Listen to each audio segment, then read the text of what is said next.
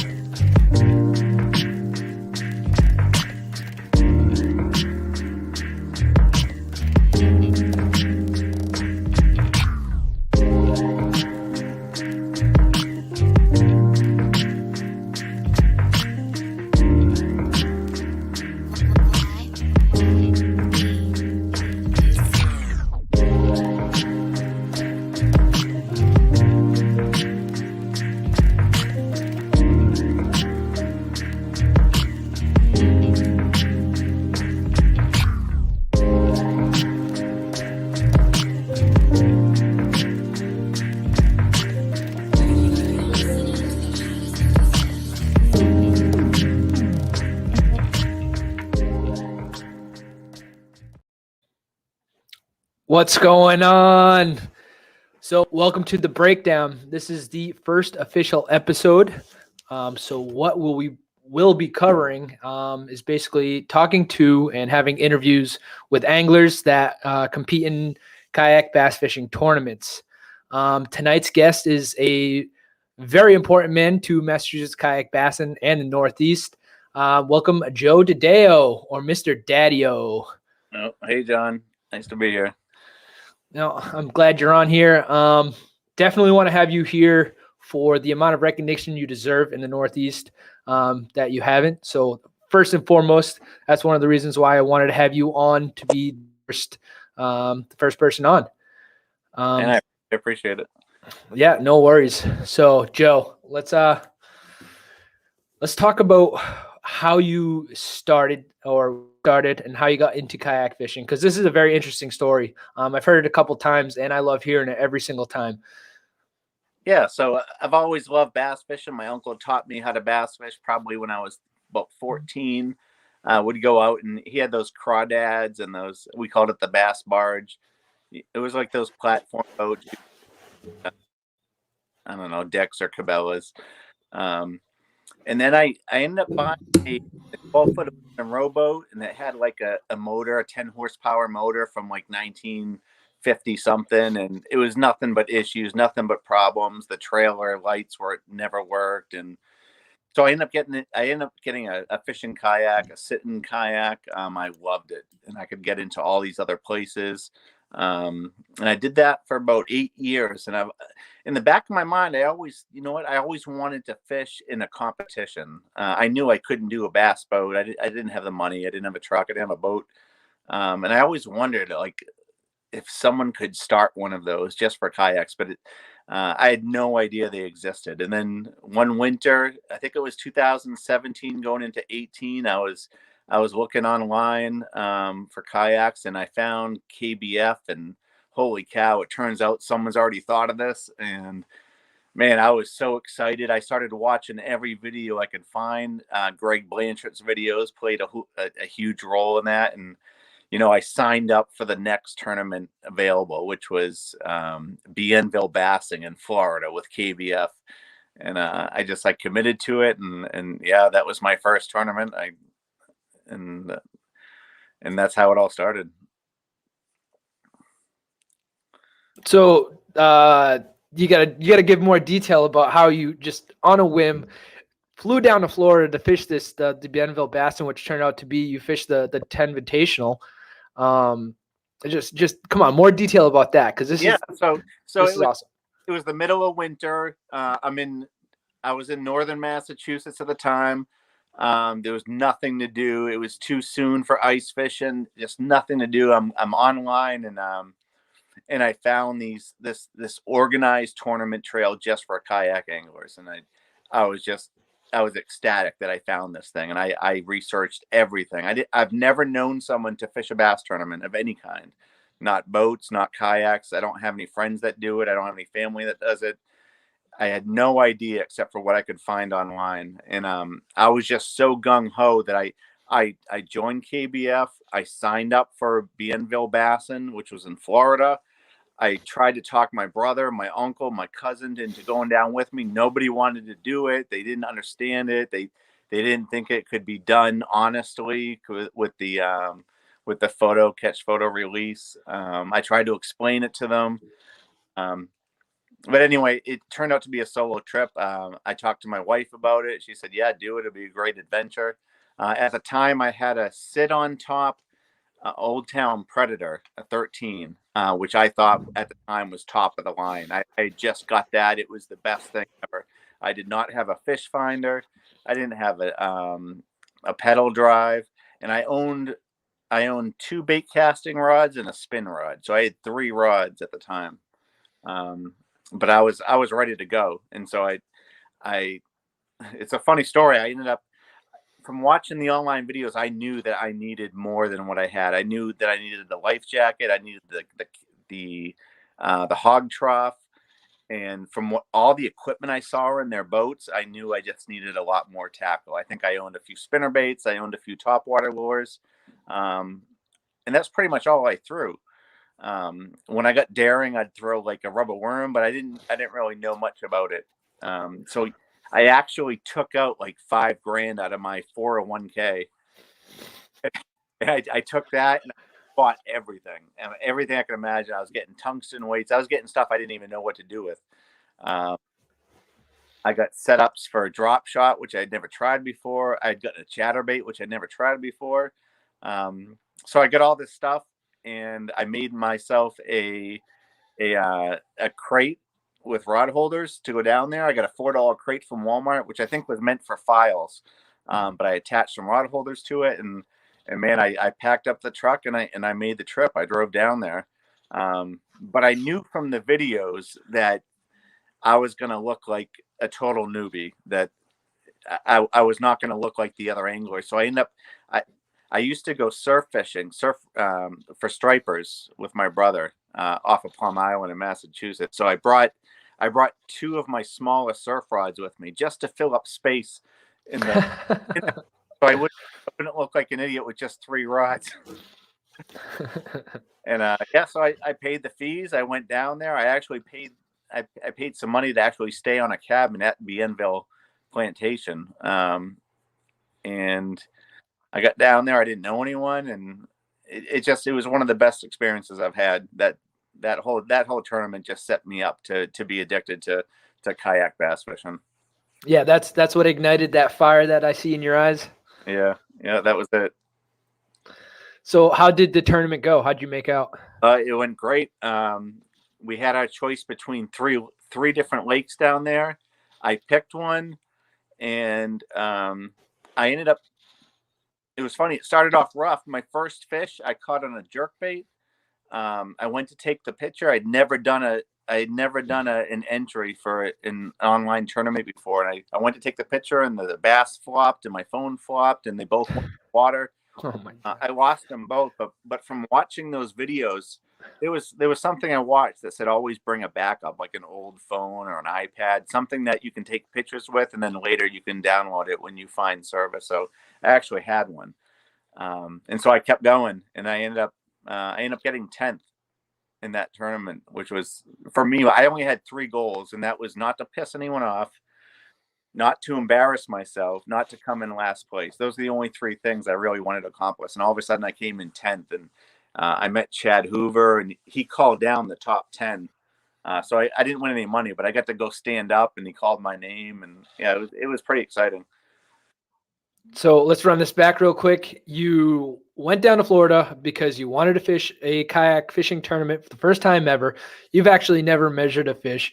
You're just bringing gear down with you just so you could fill space up in your kayak. You catch a fish, you lose your phone, and then you end up placing 10th in Florida. First time ever doing any of this. Yep, that's how it went.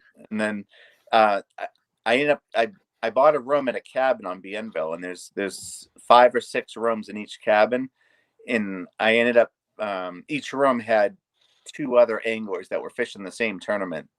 We didn't know each other when we first got down there, but I ended up meeting them, and one of the guys was the guy that won the tournament. So I ended up it was a 2-day tournament, and I'd get back at night, and they would tell me, like, they'd show me how to rig stuff up. I had never fished a drop shot before. They showed me that night how to rig one up, and that's where I caught all my fish on the second day. So yeah, it was pretty cool.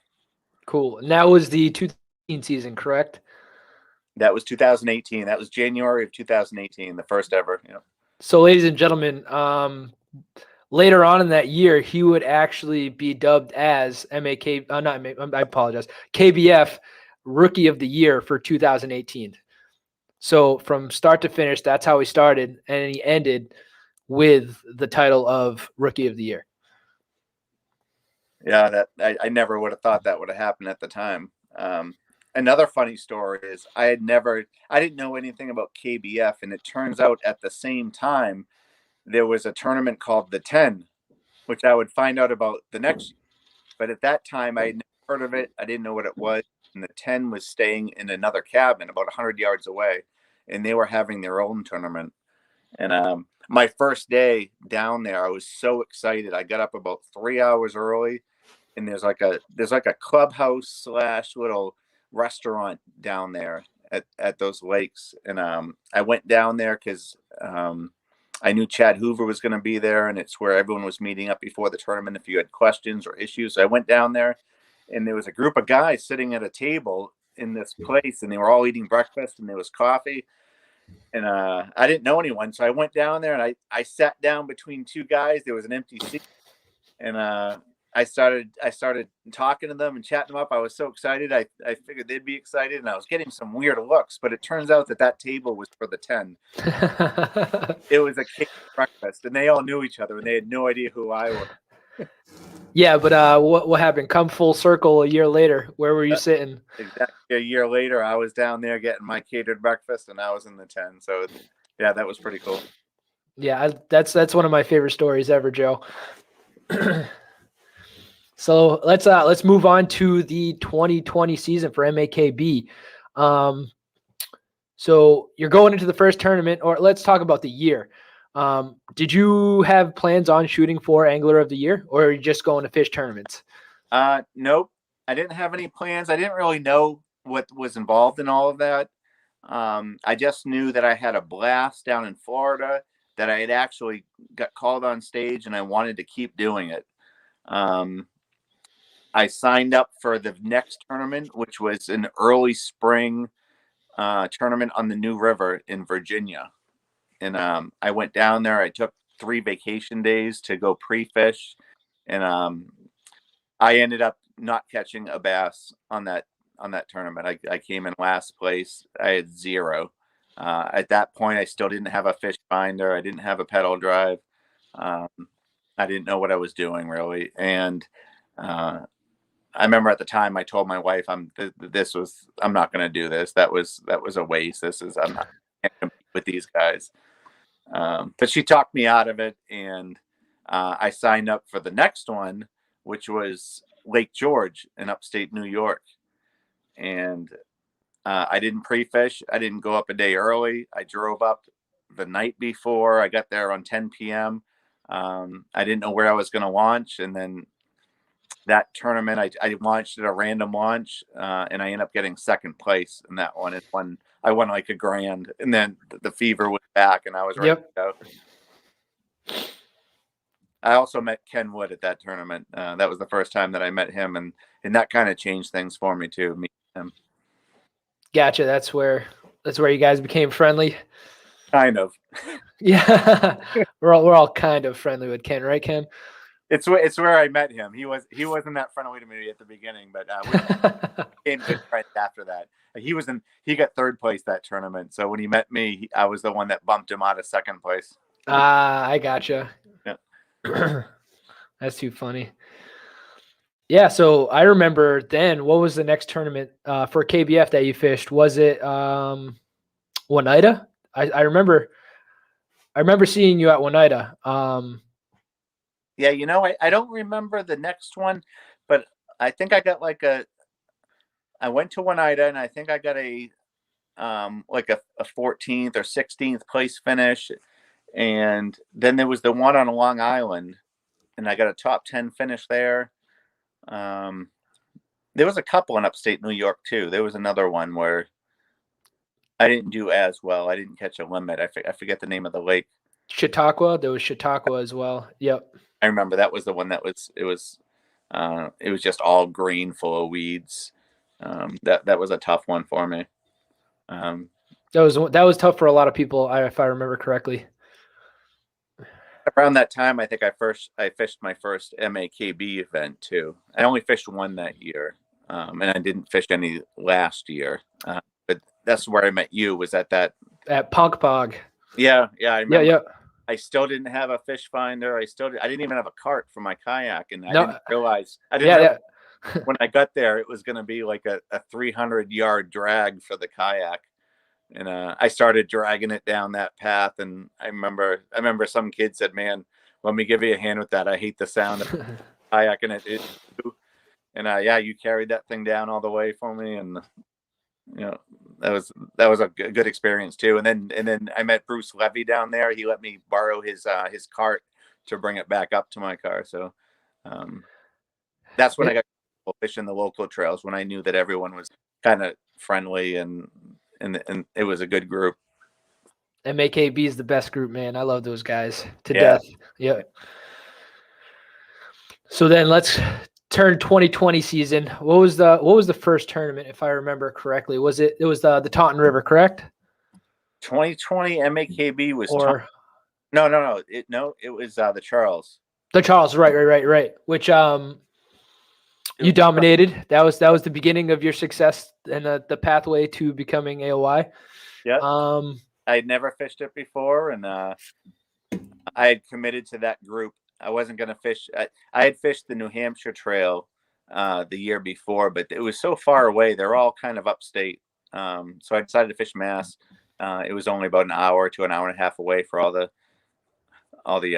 lakes. So I committed to that one. And yep, the Charles, I'd never fished it before. I didn't pre-fish. I just picked a spot, went down there, and I got lucky. They were biting. Cool. Do you remember much of that tournament? Because I'd like to go over those fish right now. Yeah. Cool. Yeah. So I launched at the furthest east launch I could find, as close to downtown Boston as I could. And I motored all the way down to the Esplanade, towards the Museum of Science. And I didn't catch anything where I thought I was going to, but then as I worked my way back up the river away from Boston, I started catching them all. And I remember it was all on a white chatterbait. It was still early in the season, so I think they weren't shallow yet. They were still kind of on the deeper banks. Right. Let's go, Turniacs. Ooh, she's taking her sweet time. So this is your biggest fish from that tournament. Do you remember catching it? Let me see. I had two that were both the same size. My first one was, I think, one of my biggest. It was an 18 something. I caught it on a white chatterbait off the bank where there was vegetation, but it was a steep bank. And I think I was in about 6 feet of water at the time. And I was using a white chatterbait. And then there was a second big fish that was 18 something I caught. It was funny. I caught it under a bridge in front of a homeless camp. There was like 6 tents out there. There was people hanging around. There was like garbage in the lake. But for some reason, there was a lot of bass. I caught a bunch of fish there. And I think I got 2 18s in those 2 different spots. Awesome. If I remember correctly, that was kind of a hard tournament for a lot of people. There wasn't a lot of fish being caught, but I mean that was the beginning of your dominance essentially for the trail that year. Yeah, man, that's a good fish. You had a pretty good bag, man, especially for the Charles. I mean, the Charles does have some big fish, but that time of year. Yeah, I think you're going to see a pattern with my finishes with MAKB last year. There's a pattern, and that is that I think not ever fishing those bodies of water before, I may have had a little advantage. That was actually a 3-leg throwdown. I apologize, guys, but you actually had a 1/4 inch more at the Charles River. There we go. There's those slime balls. Look at that tail. Cool. Yeah, man, that was. I know I had a tough time, motor issue and whatnot, but I also sucked. So I got everything off of a white chatterbait that day, and then I got a few little smallmouth below a floating dock on a soft bait that day, but I ended up upgrading with the largemouth. Nice. That's pretty cool because I've never seen a smallie. I've never fished for them at the Charles, so that's awesome. Cool. And then we got what's this? The Taunton River, man. That was another one that a lot of people struggled on. That was a tough bite for sure. But once again, I remember seeing you at the launch, and you're like, "Oh, I got some upgrades." I'm like, "Of course you did." Yeah. The Taunton River. Also, I'd never been there before. I looked on the map and I found a place I wanted to launch, and it turns out that there was just a really steep bank. There was no way I was getting my kayak down there or back up. There was another competitor there, and he had a lighter kayak, and he was just sitting parked there. He wasn't setting up yet. He said there was a homeless guy that lived under the bridge there, that he wasn't going to go. He didn't want to go down in the dark and like surprise him and cause any. So he was waiting, but he told me there was another launch downstream a little bit. So I went there and I met you, But it turns out there was a giant laydown, or a tree had fallen over the path, and I couldn't get past that point. So I left you and I went to the furthest south launch possible Mhm. on the Taunton, and it was a beautiful ramp. It was all new and paved, plenty of parking. Yeah, so I launched there, and I'd never fished it before. I worked my way up the river, and I didn't catch anything, I think, for the first few hours, but I ended up going up pretty far. I tried those ponds off to the right. I forget what you guys call them. You call them the brickyard. Ah, shh. Oh, there's nothing there. I didn't catch it. There was a few guys there. I didn't catch anything, so I kept going, and I think I caught them all on a red chatterbait that day. And they were all small until there was about 20 minutes left, and I was working my way back, and I saw a stream that came in, and it kind of opened up, like it was flooded a little bit inside. And so I cast as far up into that thing as I could, and immediately an 18 something engulfed it. And an 18 for that tournament was huge. And I think that put me in the lead. Yeah, being local, being that's like my home water, I was stoked for this. I thought I was gonna, take the W on that, and then I wasn't having a good day. And then once you told me where you caught that 18, I I've fished that before, and sometimes depending on the tide, it's literally inches of water. Yeah. So you hit it at the right time, man. I'm jealous. A funny story about that is the first few fish I caught, there was a dead deer that was bloated in the river. And I guess that's a tidal river. So the first time I passed that dead deer, it was caught up in one laydown, and I caught a few bass, and some of them were keepers. I figured I was throwing like a wacky rig or something, and there was a bunch of small bass underneath the dead deer. Next time I came by, the tide had changed. It had moved to another laydown, and I caught a few more fish underneath that deer. So, Oh man, that's the first and last time I've ever seen that happen during a tournament. I mean, you don't see too many dead deer, but I'm gonna fish the hell out of them if I ever see one floating around. That's for sure.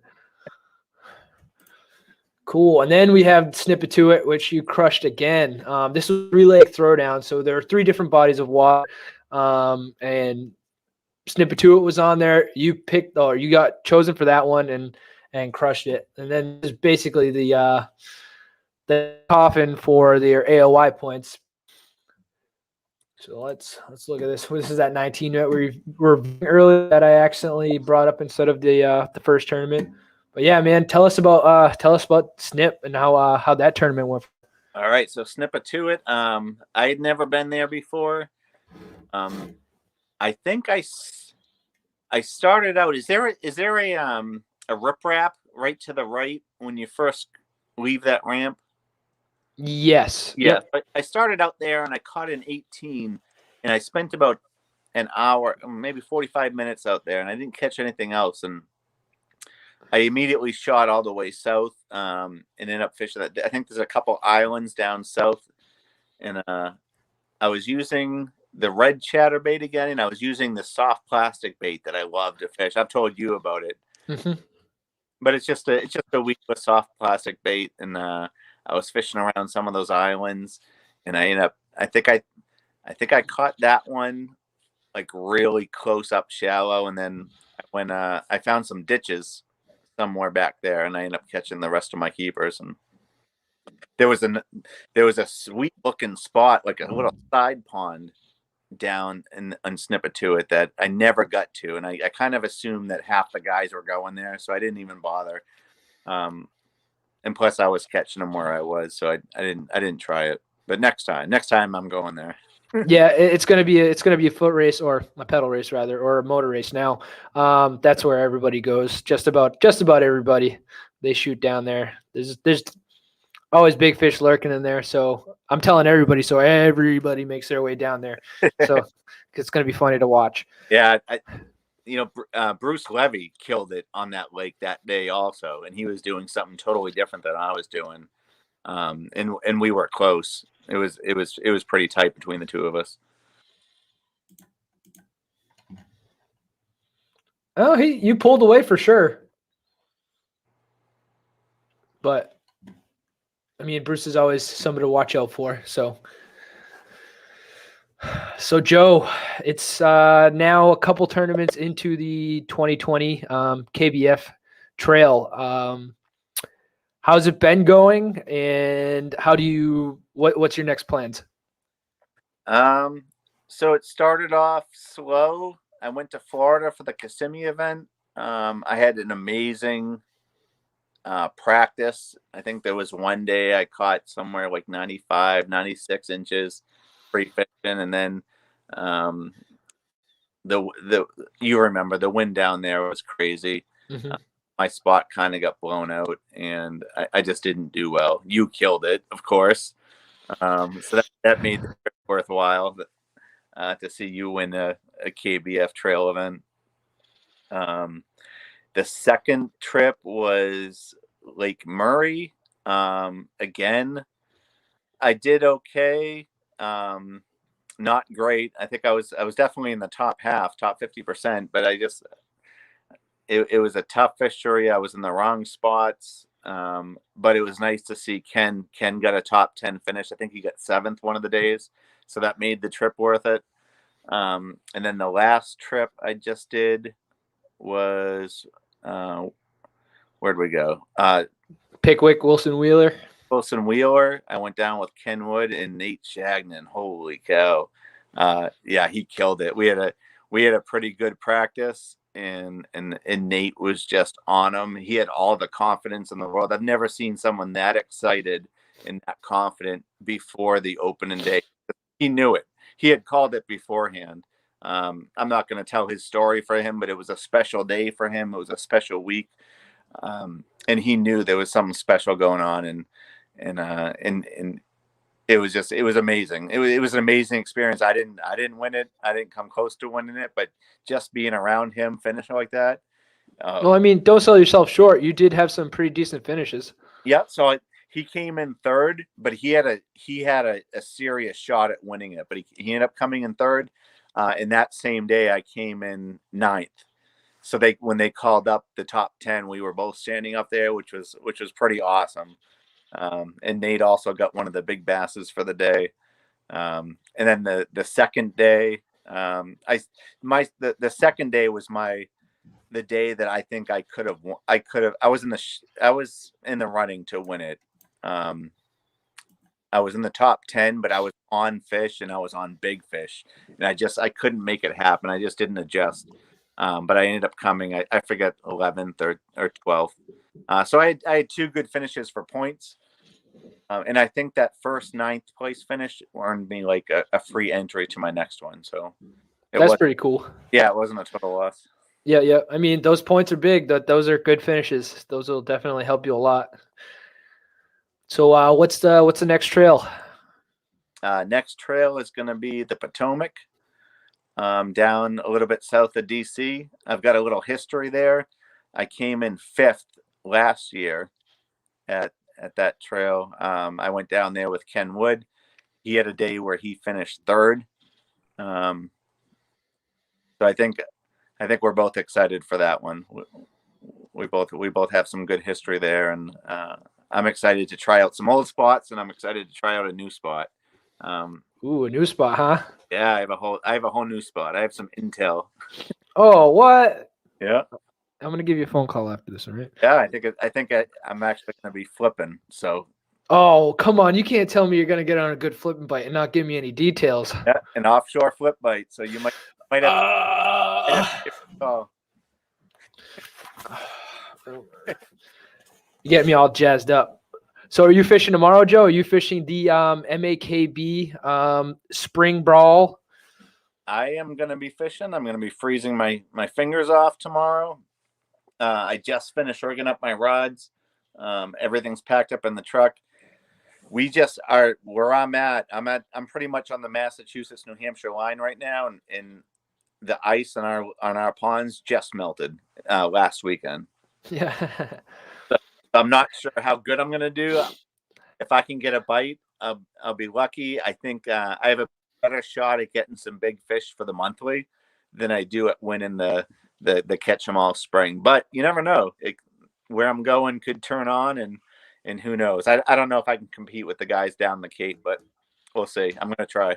I don't know. Some of my best days have been literally the same week as ice out or a week after ice out. So there's definitely a shot. I mean, and I think it's a shot for anybody, but there are guys with ponds that have 1,000,001 bass that are over 12 inches, and that they'll collect them. But let's give it our best. Yeah, I have a toss up. I'm still undecided. There's 2 ponds I want to go to. I know I can only pick one. They're right next to each other. One of them has 1,000,010 to 14-inch bass, and the other one has giants.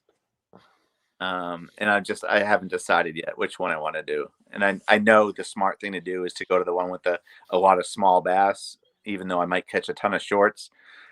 But I also just want to go out there and I want to catch some big ones. So bring in some tanks, throw them towards the KBF monthly.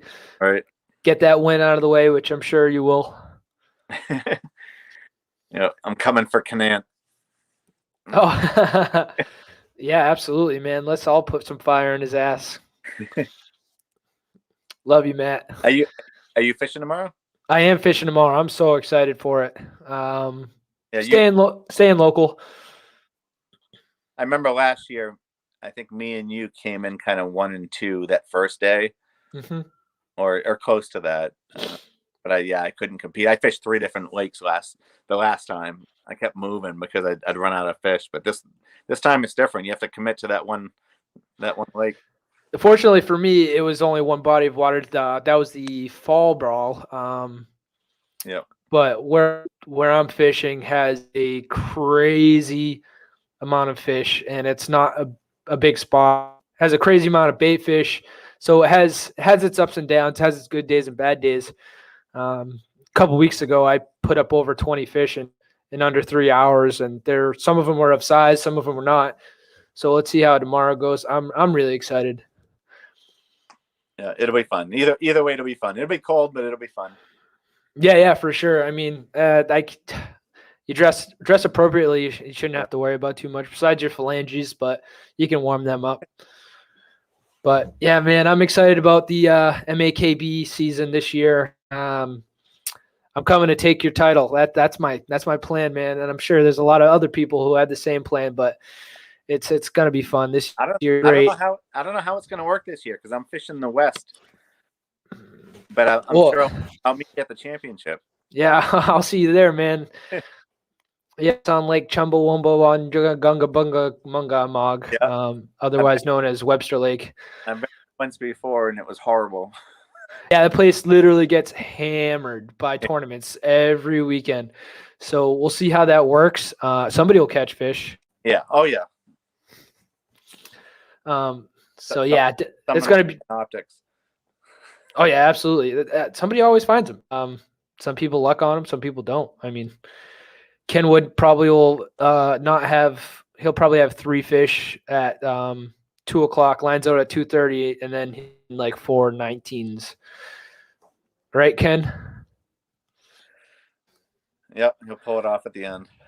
Yeah, he always does. I'm gonna shoot up to the top 5 like within the first hour, and then not catch anything for 6 hours, which is my. Yeah. That's your forte, man. I hate when that happens. Yeah. So anything else that you have on your mind that you like to talk about either KBF or the season, things you're looking forward to, changes that you don't like? I'm excited to be in the EKF.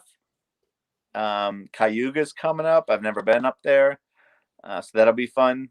I know it's being run by 3 very dedicated kayak anglers, so I think it's going to be a good trail between Kenwood, Jason, and who's the third? The guy from New Hampshire. Oh, there's Jason, Ken, Adam Rourke. Adam. Yep. Yeah, I just definitely much respect to those guys for putting together a really badass trail for the Northeast. We've needed like this for a long time, and I know a lot of guys are jacked up, especially because of the fisheries that have been picked to be on the trail. There's some great places. Starting with Cayuga, man, that is a big fish factory. I think this is going to change everything, because in the past there was a few of us that are able to travel for whatever reason. We're able to travel all around the country, and so we kind of get our names out there and we seem like a big deal. But there's a lot of guys that are better than all of us that just can't do it. They have families, they have strict jobs, and those guys are going to come out and shine in this trail. And I think some of us that have kind of earned some like a reputation are gonna have some new and pretty strong competition with this EKF.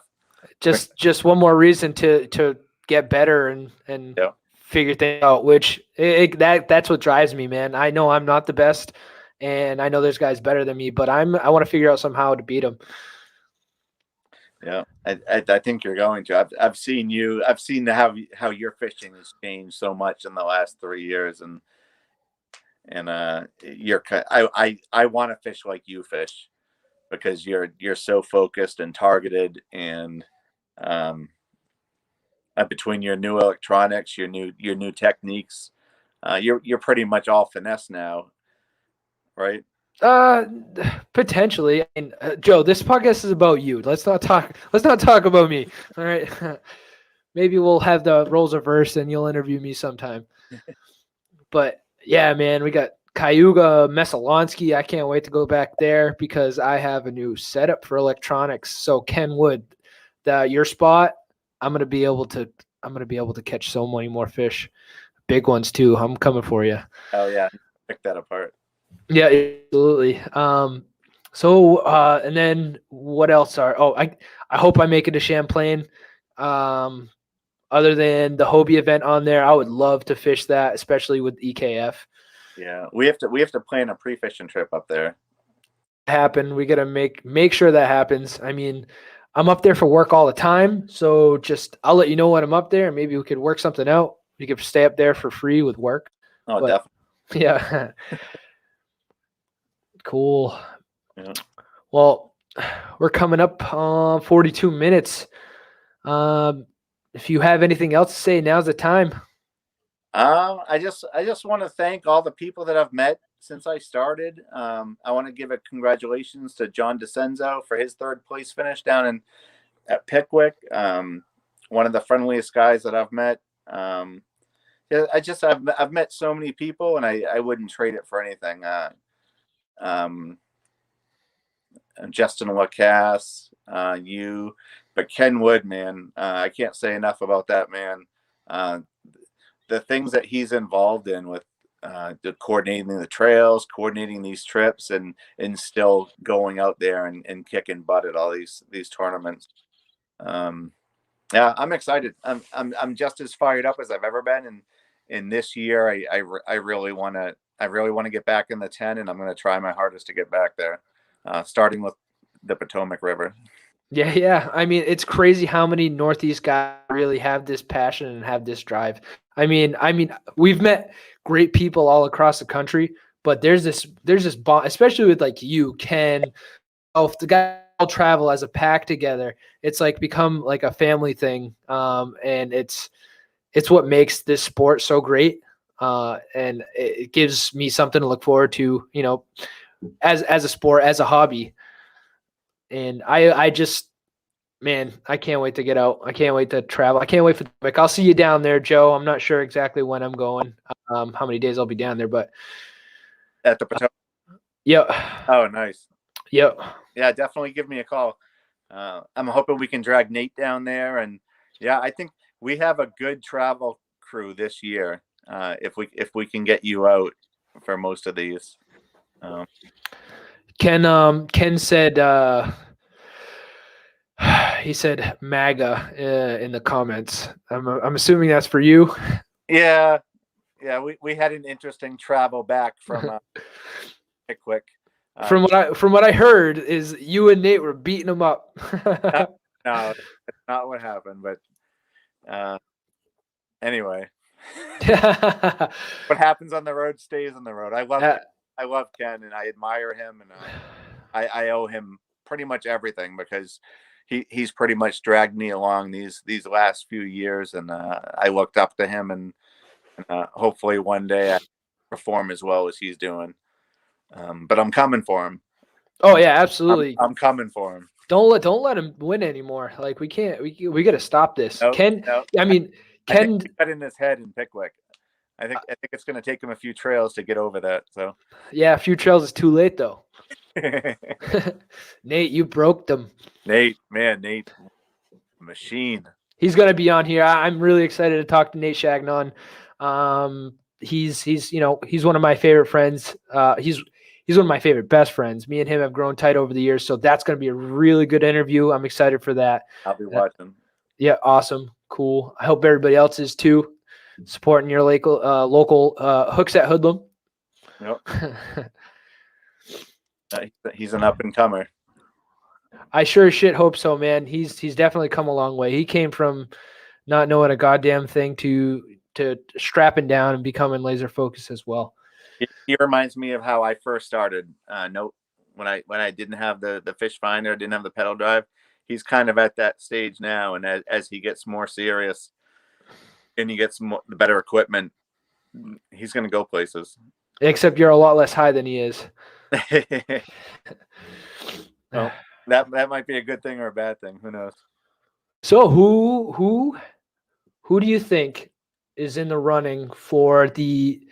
Give me the 10 that you think that are going to make it into the 10 this year. What's your predictions? Oh, geez. I think Conant's going to be back in there. I think that, I'd like to see Josh Stewart make it back in there. I'd like to see Jody Queen make it back in there. I'd like to see Casey Reed make it back in there. I think you and Ken have a very good chance of getting back in there. Ken's got a top. I think he's got a 7th place. You've got a 1st place. Geez, who else? I mean, that's a pretty tough question. There's a lot of names to think about because there's so many good guys out there. But based on the standings now, I'd have to say that I don't know. There's a lot of wild cards too, because that Trail Series championship is a game changer. You do good on that, and you can jump way up. Yeah, it's you make it or break it at the championship, which I kind of like because I've seemed to really hunker down and do well there over the last couple of years. I mean, I guess performing well under pressure. Yeah, I think you have an excellent chance of getting in. I mean, you've already got a 1st place finish, and the season just started. Also, I have some history on Lake Caddo, and I'm excited to. Yeah, I'm excited to be back there. I have some revenge to take. Yeah, that's right. I remember watching you on video. You did good there. Close. I messed up that last day, but that's water under the bridge. Yeah. Cool. Yeah, that was tough. It's going to be a whole different thing this year. That was the spawn. This is going to be fall fishing, so we'll see. Yeah, but that place is 4 feet deep, or 5 feet deep. I mean, I'm sure we can figure it out. I'm pretty confident in it. Oh, I'm excited. For the place that we were. I've already picked out my spots. I gotcha. Cool. Man, I haven't. I think I'm just going to do the same thing that I did previous years. Just figure it out and see if there's a different bite of the same. I took 2 weeks off for October, and the first week I'm driving down to Missouri to do some Arctic deer hunting, and then I'm going to drive from there with all my kayak stuff down to Caddo, and I'm going to pre-fish for a week down there. So I'm excited. I can't wait. Yeah, man, I'm getting all jacked up talking about this. I can't wait. So, and then what about, are you doing Candlewood? I'm going to do Candlewood. I'm not very excited about that one for some reason. I don't even know where it is, to tell you the truth. I haven't looked at any maps. I don't know what kind of lake it is. I am excited that there's no travel involved, really. Yeah.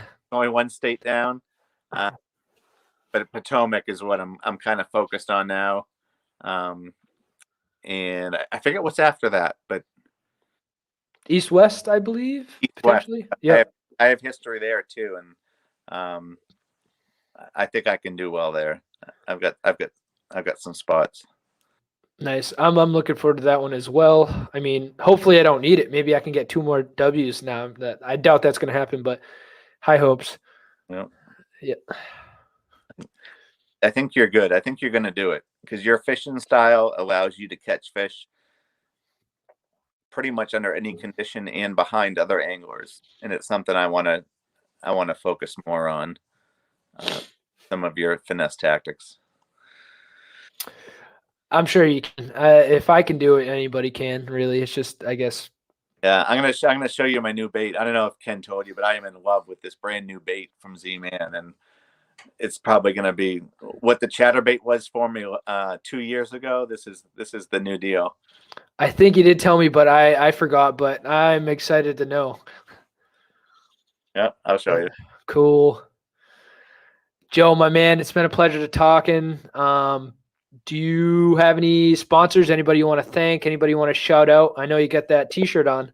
Yeah. So I have 2 sponsors. The first one that took me up was Dakota Lithium Outdoors with their lithium batteries. They brought me on with their fishing team for the national championship back in 2018, and Stormy's been he's been great. The batteries have served me well. I don't know if you can. Let me see if I can move this. I just got this. It's a 12 volt 18 amp. Can you see that, John? Oh yeah, I can see it. That she's a beaut. Yep. So that battery is perfect for my setup because I don't need a battery for my trolling motor because I run the Torpedo.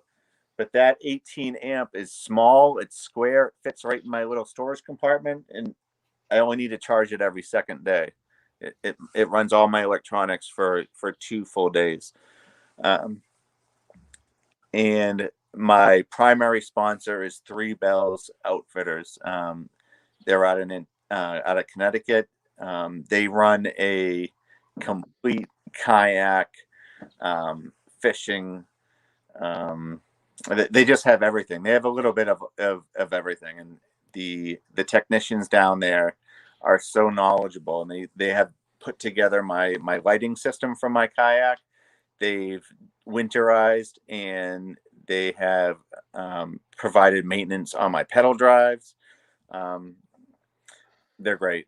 I try to get down there as often as I can. So yeah, 3 Bells Outfitters, and that's it. Those are my 2. That's a shame. You deserve so much more, Joe. Yeah, I'm waiting for Daiwa. You and me both, man. God, I was looking at JDM reels last night, thinking like, should I just do it? Just buy one, just get it. But I can't justify spending $400 to $500. Yeah, this is all because of you. All because of you buying the Zillion and whatever the Steezes. Oh my God. I'll be rocking that Steez tomorrow. I can cast like 1/10 ounce weights, like 60 yards with it. Amazing. Yeah, I was looking at rods. I'm like, do I buy a Tattoo Elite EGS with the reel? Should I just drop $600 right now? And I'm like, I didn't. I shouldn't. But maybe if I win tomorrow, I'll drop some dough after your next win. Yeah. But Daiwa, what's up? Yep. We got 2 anglers that are heavy D's. Hit us up. We love you. Yeah.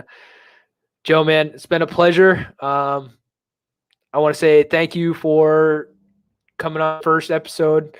Hopefully a lot of people check this out. And this becomes a pretty cool thing. And yeah, I appreciate you as a person, not only as an angler. I appreciate it, John. I appreciate you also. Cool. All right, everybody. This has been the breakdown. Basically broke down. Have a wonderful night. All right, John. All right. Good night. Good night.